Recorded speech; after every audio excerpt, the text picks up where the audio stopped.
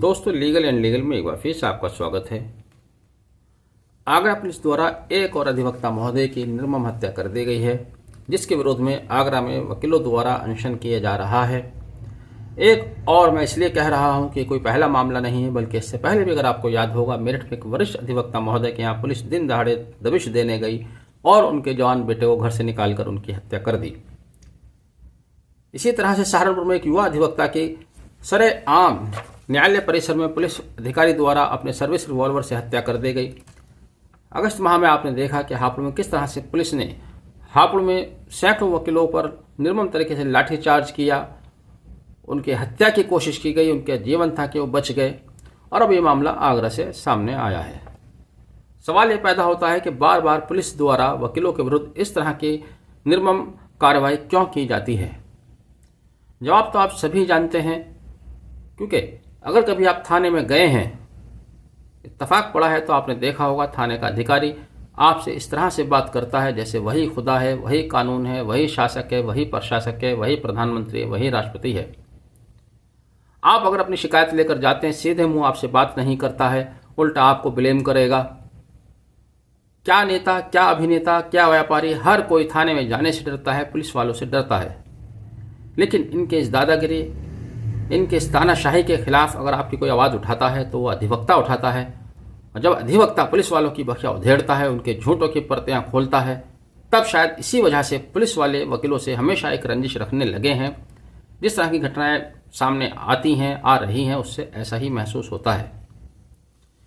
आगरा का मामला भी कुछ ऐसा ही मामला है।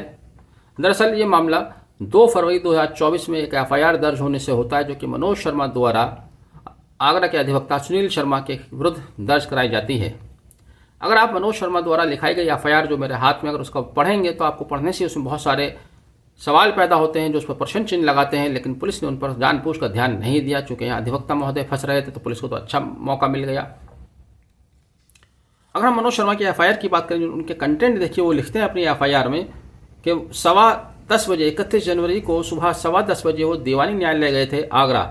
अब देखिए, आगरा बहुत ही भीड़ भाड़ वाला शहर है, बहुत ही भीड़ भाड़ वाली जगह न्यायालय होती है। दीवानी न्यायालय की बात बता रहे हैं कि वहां पर 5-6 लोगों ने, 20-25 अज्ञात लोगों ने जबरन उनको गाड़ी में डाल के उनका अपहरण कर लिया। अपहरण करने के बाद मनोज शर्मा को एक फ्लैट में ले आए। सुनील शर्मा अधिवक्ता, जो दिवंगत अधिवक्ता है, उन्होंने उनके कनपट्टी पर रिवॉल्वर रखा, उनके गले में बिजली का तार डाला और जबरन उनसे कागज पर हस्ताक्षर करा लिए गए। कुछ देर बाद एक दस्तावेज लेखक आता है, वो उनके साइन वाइन करा के उन कागजों को ले जाता है। 1.5 घंटे बाद वापस आता है, उस पर सुनील शर्मा और दिवंगत अधिवक्ता सुनील शर्मा और मनोज शर्मा की फोटो लगी है। अब उन्हें पता चलता है कि उन्होंने 3-4 घंटे मुझे रोककर मेरी जमीन का जबरन बैनामा करा लिया है। तो यहाँ मोटा सवाल ये पैदा होता है, क्या कोई बैनामा किसी फ्लैट या घर में बैठकर किया जा सकता है? अब जितनी भी सेल डीड एग्जीक्यूट होती हैं, सब ऑनलाइन होती हैं, ऑफलाइन कोई बैनामा नहीं होता, पहली बात। दूसरी बात, अगर आप एक बार कोई मान भी लें कि जबरन किसी ने बैनामा करा लिया है, तब आपको सिविल कोर्ट जाना चाहिए, आप उस बैनामे को वहां से खंडित करा सकते थे। लेकिन ठीक है, आपने एफआईआर दर्ज कराई। सुनील शर्मा के विरुद्ध मुकदमा अपराध संख्या 44/2024 थाना न्यू आगरा पुलिस स्टेशन पर दर्ज होता है। धाराएं भी देखिए, जितनी धाराएं पुलिस वाले लगा सकते तो धाराएं उनके खिलाफ लगाई गई। धारा 147, 323, 365, 506, 386, 467, 471, 120B, और उसमें 6 व्यक्तियों के साथ साथ 20-25 अज्ञात व्यक्तियों को मुलजिम बनाया गया।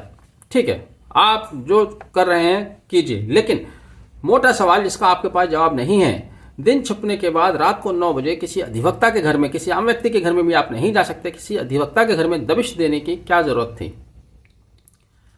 8वें फ्लोर पर अपार्टमेंट में वकील साहब रह रहे थे, फ्लैट नंबर 801 में रह रहे थे। वहां उनकी पत्नी ने पुलिस के अनुसार बताया कि वो यहाँ पर नहीं है, 802 में थे या कहाँ थे। डीसीपी राज सिंह का कहना है कि जब पुलिस वाले वहां से निकलकर जा रहे थे, तब गार्ड ने बताया कि उनको कुछ गिरने की जोर से आवाज आई है, तब पुलिस वाले वापस आए। पुलिस वाले वापस नहीं आए, बल्कि गार्ड ने उनको रोका। पुलिस वाले उस वकील की हत्या करके जा रहे थे, गार्ड ने अपनी ड्यूटी निभाई, पुलिस को रोका, तब पुलिस वालों को वापस आना पड़ा। सत्य यह है। सवाल यहाँ पर बहुत सारे पैदा होते हैं। सवाल यह भी पैदा होता है कि पुलिस द्वारा लगातार इस तरह की निर्मम घटनाओं को अंजाम दिया जा रहा है, तो क्या इसमें कहीं सरकार की विषय है? क्या सरकार भी अपनी पुलिस प्रशासन का पक्ष ले लेती है ऐसी घटनाओं के मामले में? जब जब ऐसी घटनाएं घटती हैं, फिर वही सवाल पैदा होता है कि एडवोकेट प्रोटेक्शन एक्ट लागू किया जाए। सवाल यह भी होता है कि लागू क्यों नहीं किया जा रहा है।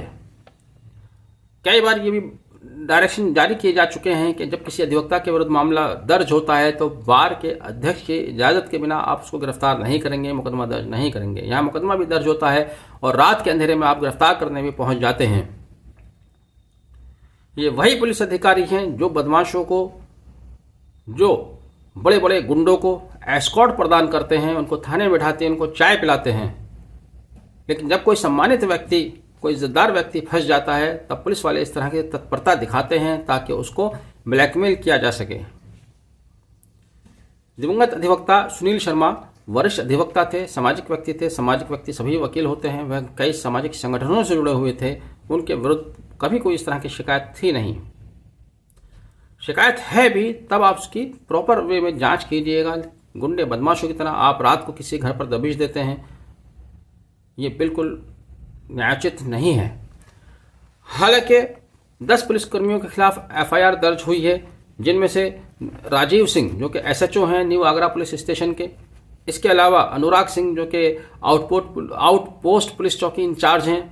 8-10 और लोग जिनके विरुद्ध हत्या का मामला दर्ज हो गया है। लेकिन इस सबसे असमय जिस अधिवक्ता की मृत्यु हुई, अब उसको लाया नहीं जा सकता। ये बहुत ही घिनौना अपराध है। सरकार को, पुलिस के आला अधिकारियों को इसका गंभीर संज्ञान लेना चाहिए, नहीं तो भविष्य में इस तरह की घटनाएं रुकेंगी, इसके बारे में भी निश्चित रूप से नहीं कहा जा सकता।